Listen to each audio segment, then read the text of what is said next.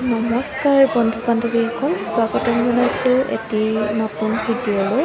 আৰু আজি আমি উপস্থিত আছোঁ চৰাইদেউ জিলাৰ অগ্ৰণী মহিলা মঞ্চই আয়োজন কৰা সৃষ্টিশীল নৃত্য আৰু নাটক কৰ্মশালাৰ অন্তিম দিনাৰ কাৰ্যসূচীত।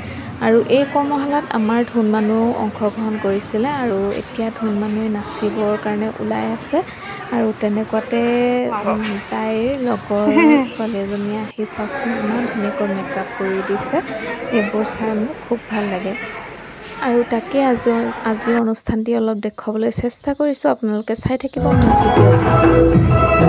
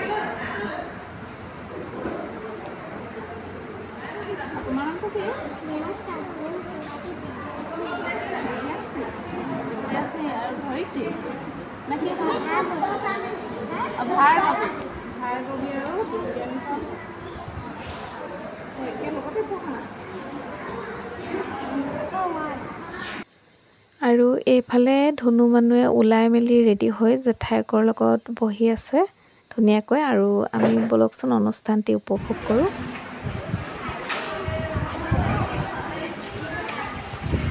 সংস্কৃতিৰ সাধনাৰ প্ৰতি নত হৈ আমি ৰাজহুৱাভাৱে জনাইছোঁ আমাৰ আন্তৰিক সম্বৰ্ধনা।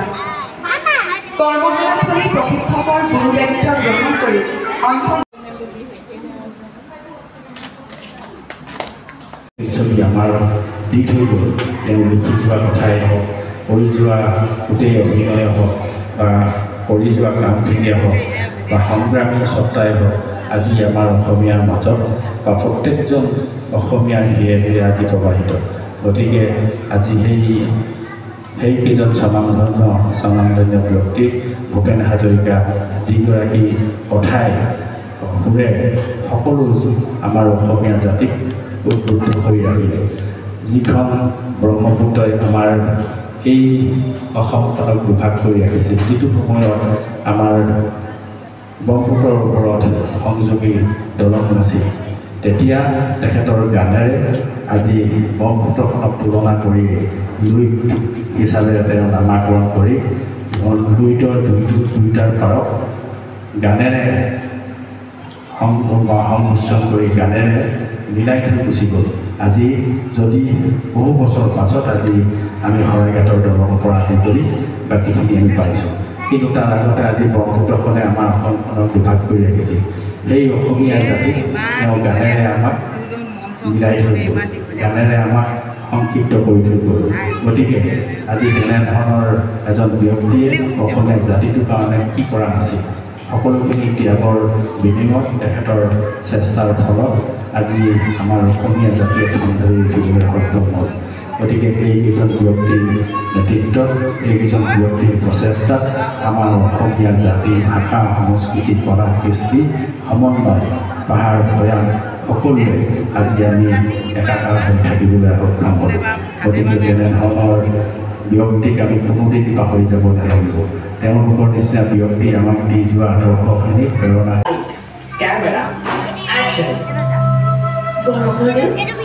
আপুনি আমাৰ কথা চিন্তা কৰিব নালাগে। দেশৰ স্বাৰ্থৰ বাবে আপুনি এতিয়াই ইয়াৰ পৰা পলাই যাওক। ঐ ছোৱালী, বনা পানী ক'ত আছে তই নকওঁ কিয়? নকওঁ। তোমালোকৰ অত্যাচাৰত এই জয়মতীৰ প্ৰাণ হ'লেও বংশটোৰ সন্ধান মই কেতিয়াও নিদিওঁ। আইদেউ, আপোনাৰ ত্যাগৰ বিনিময়ত আমি আজি জয়মতী চিনেমাখনৰ শ্বুটিং সম্পূৰ্ণ কৰিলোঁ। আমি আপোনাৰ ওচৰত চিৰকৃতজ্ঞ।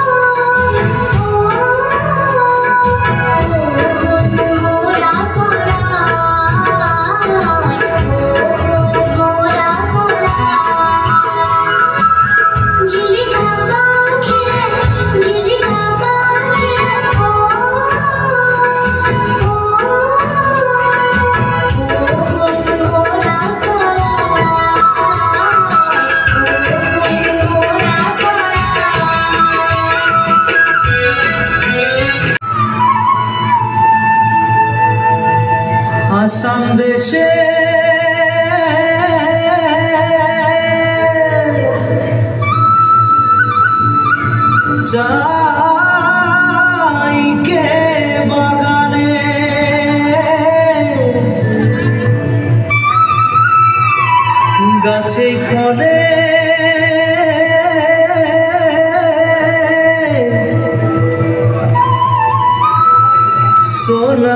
সোনারু পারে